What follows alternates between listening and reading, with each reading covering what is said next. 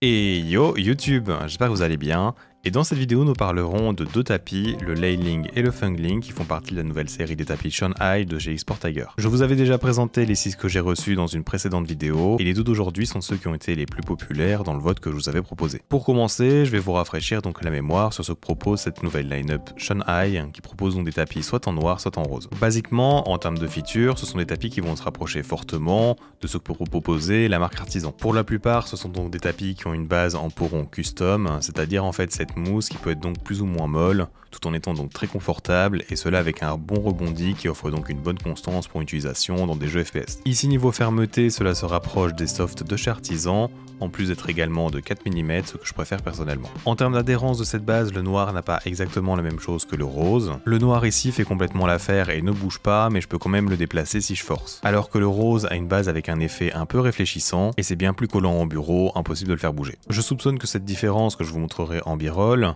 est pour pallier en fait l'ajout de la teinture rose, pour en fait garder une bonne constance dans ce peau rond. Ensuite, les coutures, elles sont top tier, elles sont donc très fines et sous la surface de glisse. Chaque tapis fait 48 cm de long sur 40 de large, et ils ont un petit écriteau en haut à droite avec le nom du modèle. Les modèles noirs ont chacun des couleurs différentes, le Leyling étant le jaune et le Fengling est le rouge. Ces écriteaux sont dans une matière différente du tapis et pourraient se ressentir si vous passez votre souris dessus. Mais personnellement, vu qu'ils sont bien dans le coin, cela ne me dérange pas. Et finalement, tous ces tapis sont emballés dans une boîte en carton plate et noire avec un bandeau très esthétique autour qui indique le nom du modèle. À l'intérieur, il y a une protection supplémentaire en carton, le tapis protégé pas du plastique et aussi une fiche regroupant des informations ainsi qu'un graphique concernant ses frictions. Vous pourrez normalement retrouver ces tapis à l'achat sur la boutique française Maxi Sport pour fin septembre de ce qui m'a été indiqué, et je mettrai bien sûr les liens en description quand ils seront dispo. Maintenant que cela est dit, passons au cas par cas, mais avant cela, petit rappel pour t'indiquer que si ce genre de contenu te plaît, n'hésite pas à t'abonner à la chaîne. Tu peux aussi pourquoi pas lâcher un petit pouce bleu, ça fait toujours plaisir.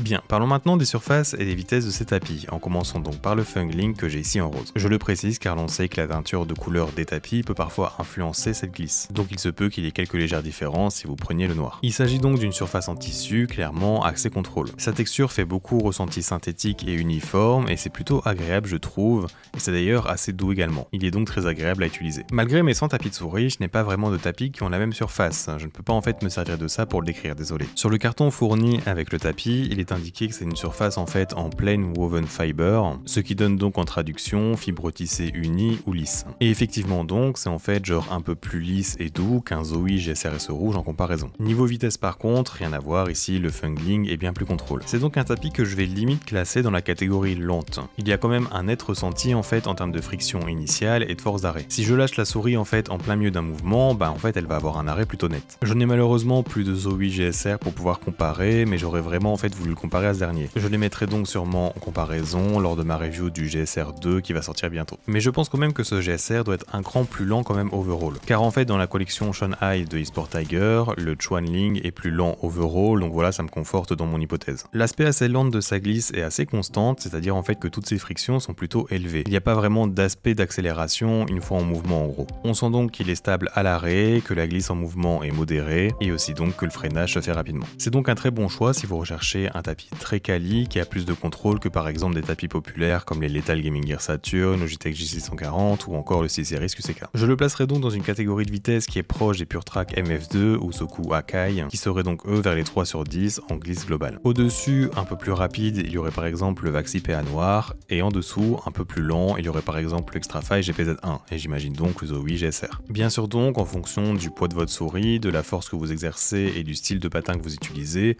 en fait vous aurez donc des résultats différents. Personnellement, c'est normalement un tapis que je vais trouver trop lent pour mes propres préférences, surtout pour du Apex Legends, mais je me suis surpris à bien m'amuser avec ma petite HSK Pro et les petits dots Edge Runner de Ghost Glide en patin. Je sentais en fait vraiment que j'avais un bon contrôle pour pouvoir faire en fait des mouvements nerveux et plutôt amples, en me sentant donc assez en sécurité pour tenter des gros flicks et pourtant avoir confiance sur le fait que j'allais m'arrêter de façon nette sans problème. J'ai donc vraiment pu m'amuser avec mon aim en tout cas avec ce combo. Par contre, pour tout scénario de tracking, j'aurais juste plus de facilité avec des surfaces un peu plus rapides tout simplement.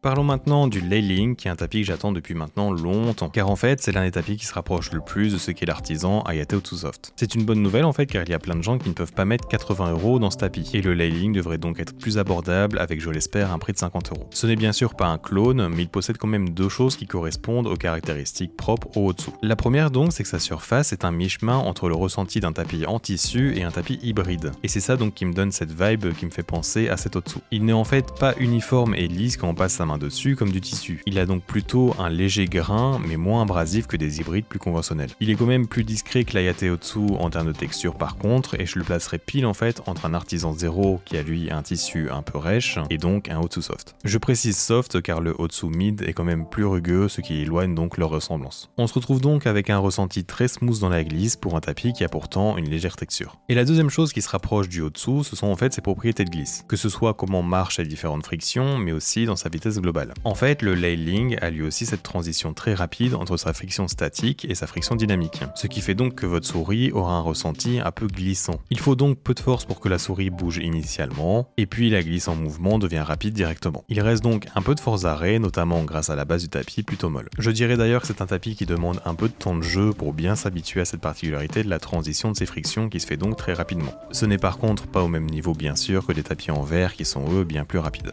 Contrairement au Fungling que je vous ai présenté juste avant, ici ce tapis est vraiment plus quelque chose que moi j'aime, de la vitesse donc avec un peu de texture. Je ne pense pas que ce soit le tapis sur lequel je vais performer le mieux personnellement, mais il a cependant un très bon feeling lors de son utilisation et je suis sûr qu'il pourra plaire à beaucoup de gens, surtout si vous voulez découvrir ce genre de caractéristiques. C'est en fait le genre de tapis qui peut, je pense, transcender la vie de quelqu'un sur les tapis de souris s'il n'a utilisé que des surfaces plus traditionnelles ou plus contrôle.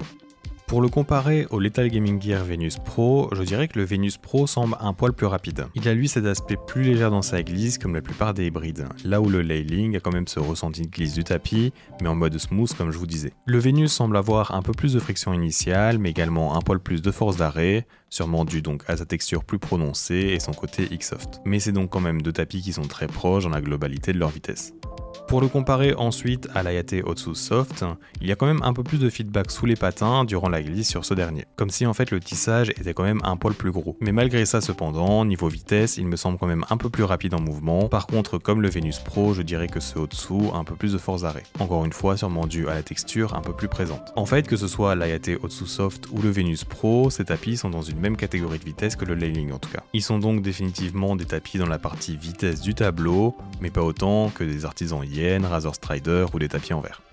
Et finalement, pour le comparer à mon artisan 0 mid, on sent en fait que la glisse en mouvement est donc plus contrôle sur le 0. Il y a plus de retenue en fait de la surface sous les patins. Il n'y a donc pas non plus cet aspect glissant car en fait elle retient aussi un poil plus le premier déplacement de la souris, ce qui offre donc un peu plus de stabilité. La force d'arrêt est également plus conséquente ici, donc en gros, l'artisan 0 mid est un petit cran en dessous en termes de vitesse globale.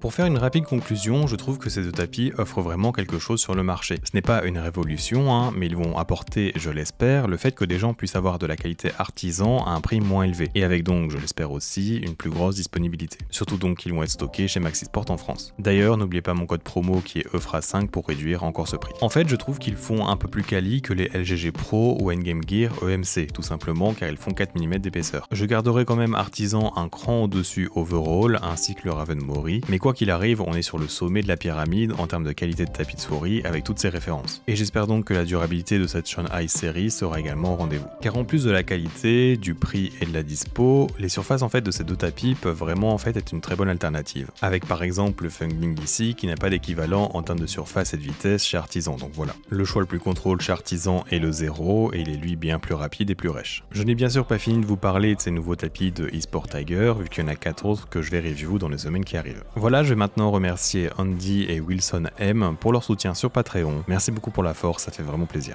J'espère donc vous revoir dans un futur proche et à bientôt.